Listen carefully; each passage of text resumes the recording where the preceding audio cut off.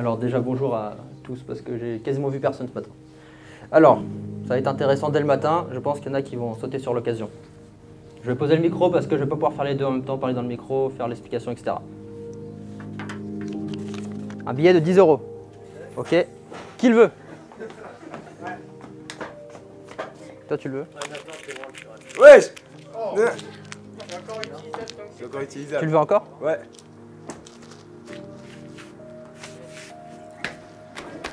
Va chercher un briquet. Je veux encore. Ah, tu le veux encore, c'est très bien. Tu peux retourner t'asseoir, merci.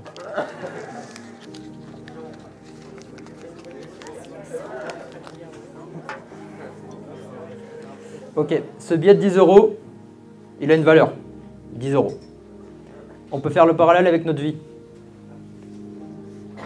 Dans la vie, on va avoir des épreuves, des personnes qui vont venir, qui vont nous froisser, nous piétiner. Et pourtant, même quand nous, on va penser que notre valeur elle est amoindrie, on reste avec la même valeur. En tout cas, c'est comme ça que Dieu nous voit. On garde la même valeur, même dans les épreuves. Et c'est pour ça que j'ai envie de vous partager un verset qui m'a particulièrement parlé, et je pense que ça peut parler à certains. C'est dans 1 Corinthiens 7, verset 23. « C'est à un grand prix que vous avez été rachetés. Alors ne devenez pas esclaves des hommes. »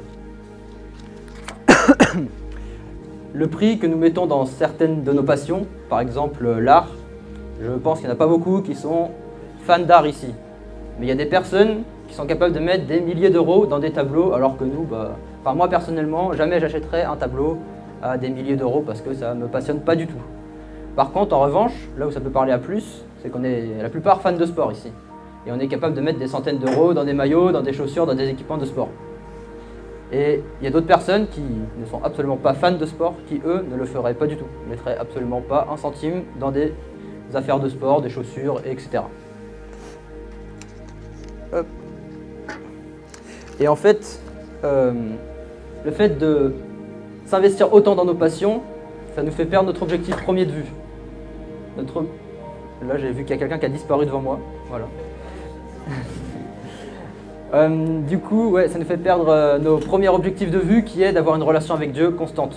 Et ces passions, à force d'investir du temps, d'investir de l'argent, eh bien, ça vient piétiner sur notre relation avec Dieu.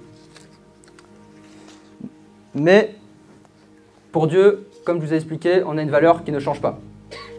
Et lui, ce qu'il a fait, c'est qu'il a donné tout ce qu'il avait. Donc c'est comme s'il avait vidé son compte en banque, qu'il avait fait le plus gros prêt possible et qu'il avait tout donné à chacun d'entre nous. Il a donné ce qu'il avait de plus précieux, donc son fils, à des personnes qui clairement le piétinent, le froissent, l'insultent, le rendent triste. Et ça, il l'a fait gratuitement. Et en fait, je ne pense pas qu'il y en ait beaucoup d'entre nous, alors pour le moment on n'est pas encore parents, etc. Il y en a quelques-uns dans la salle qui sont parents, mais je ne pense pas qu'on serait capable de sacrifier notre enfant pour une personne qui clairement ne nous respecte pas, qui clairement désobéit sans cesse et qui s'en fiche un peu de nous, quoi. Pourtant, c'est ce que Dieu l'a fait.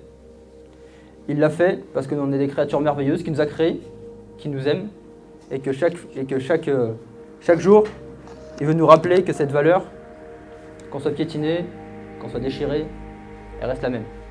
Et moi, c'est ce que j'ai envie de vous partager ce matin, c'est que votre valeur, elle est importante pour nous les animateurs, mais au-delà de ça, quand nous on sera plus là pendant le camp, et que vous allez rentrer chez vous, pour Dieu, pour vos amis, pour vos parents, mais surtout pour Dieu. Et c'est pour ça que je vous encourage à vraiment garder le premier objectif de vue, c'est d'être en relation constante avec Dieu. Parce que c'est lui qui détermine qui on est, et c'est lui qui nous donne de la valeur. Et ça, c'est quelque chose qui ne pourra pas changer. C'est pas notre sport qui va définir qui on est, c'est pas nos relations sociales qui vont définir qui on est, et c'est pas notre réussite scolaire qui va définir qui on est, et tout ce que vous voulez imaginer. Donc vraiment, gardez Dieu dans votre cœur, et restez près de lui, et passez du temps avec lui.